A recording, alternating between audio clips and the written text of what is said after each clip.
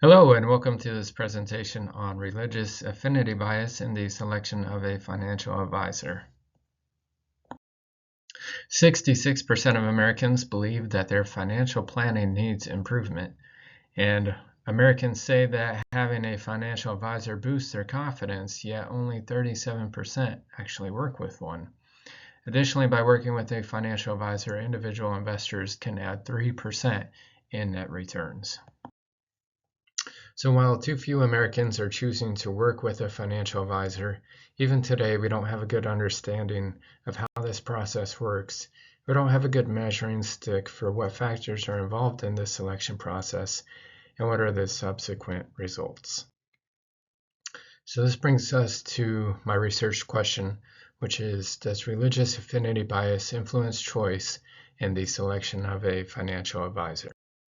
The purpose of this study is to investigate the correlation between religious affinity bias and the selection of a financial advisor.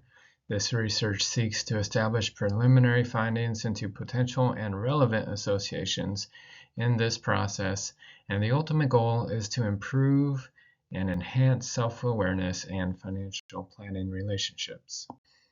The four primary long-term goals of this research are to, number one, develop a descriptive model for how clients currently do select a financial advisor. Number two, develop a descriptive model for what does the current financial advisor and client relationship look like. And this is in terms of effectiveness or levels of satisfaction. Number three, develop a prescriptive model for how clients should select a financial advisor. And lastly, develop a prescriptive model for what should the financial advisor and client relationship look like. So the theoretical framework for this study is research on the theory of implicit social cognition, and this is commonly referred to as implicit bias. It was first termed by Greenwald and Panachi in 1995. And their original work proposed that responses, or R, are the result of unconscious constructs, C, and these are produced by unidentified or inaccurately identified prior stimuli. Thus, our decisions or our conscious actions are the result of unconscious beliefs or attitudes. And the result is that interactions or relationships are formed based on implicit constructs. There are three themes that stood out from the literature review, and the first one is religiosity, which is defined as the quality or state of being religious or having a sense of religious feelings or devotions. And religiosity connects like-minded people. So we can have people who share religious feelings or religious convictions, and these shared beliefs bring people together. Price et al. Note that religious affiliation may be correlated with unobserved factors that affect behavior. So this is the introduction of an idea that based on religious beliefs, there may be influences there that affect choices. And since Weber's work in the 1930s, scholars have hypothesized that religious identities affect individuals' economic outcomes. So this is the idea that these religious convictions lead to people identifying with their religion, such as a person who identifies as being Catholic, and that their religious beliefs may affect their financial outcomes. So this theory has existed for nearly a century now, and the idea is that there could be some connection between religious beliefs and economic outcomes. And lastly, Renneboog and Spaniards, in a study of data from the Netherlands, find that religious household heads were more likely to save or set aside money for savings than non-religious individuals. So again, it's the connection of this idea that people have religious beliefs, and these religious beliefs can affect their behaviors, which may affect their economic outcomes. The second theme from the literature review is affinity. And affinity is where people favor those who are similar to themselves, and is typically considered an unconscious bias or an implicit bias. And as noted in Suverin, people may assume that they are not susceptible to biases and stereotypes. However, they cannot avoid engaging in them. So consciously, we are aware of the similarity. It could be shared religious beliefs, it could be gender, it could be any one of a number of similarities. However, we're not consciously aware of how that similarity affects our attitudes or even our choices. So Klein et al. Find evidence of affinity bias in the form of implicit gender bias in attitudes towards financial advisors. And in this study, they found that males were more likely to have negative feelings towards female financial advisors. So again, this is the idea that we aren't completely aware of how our unconscious biases affect our choices. And at the top, we have what's called an implicit bias, and a form of implicit bias is affinity bias.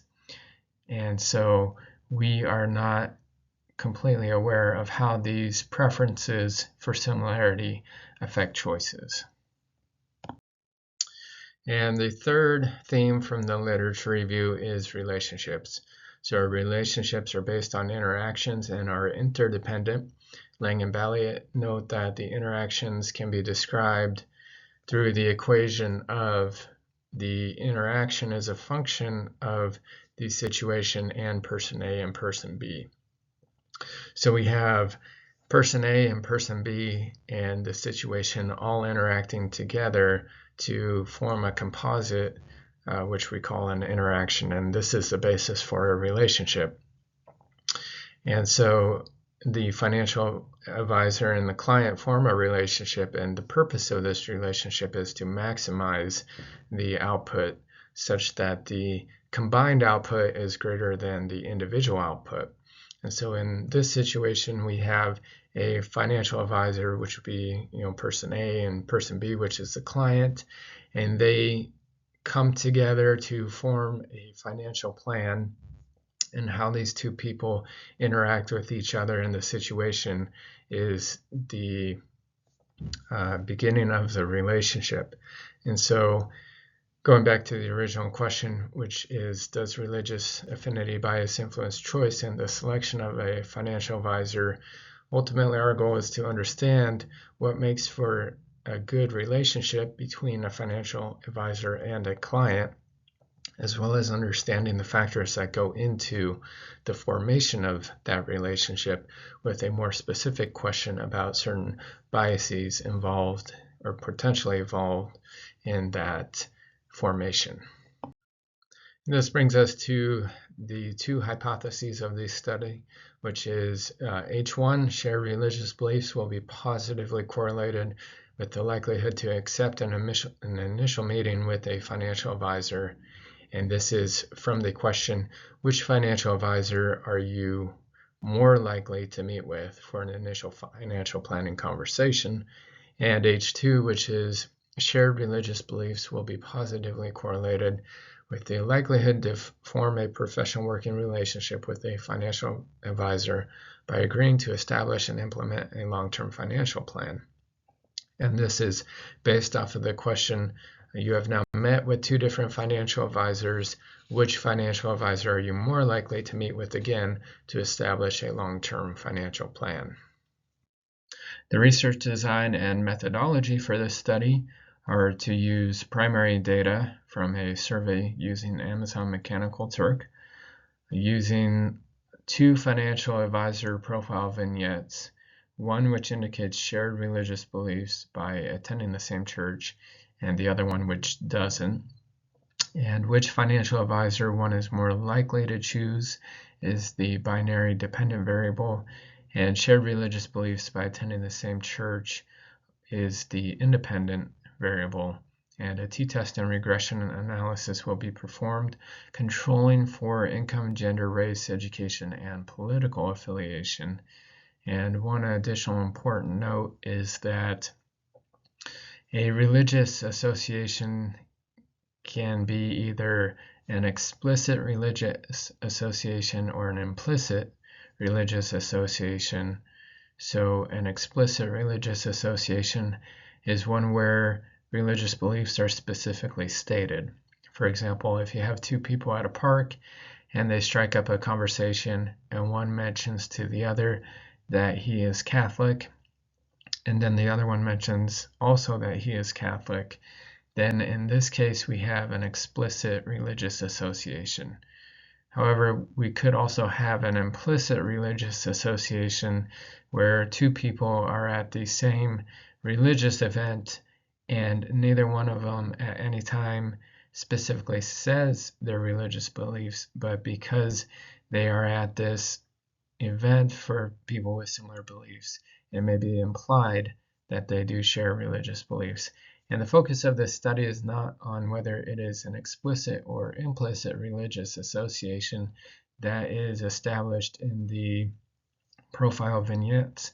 The focus of this study is whether those shared religious beliefs influence the selection of a financial advisor.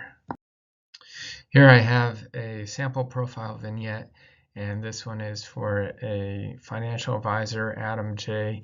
Adam is a local financial advisor who has reached out to you to invite you to meet with him to have a conversation about your current financial plan. You have known him personally for about 5 years, and he is well respected in the community.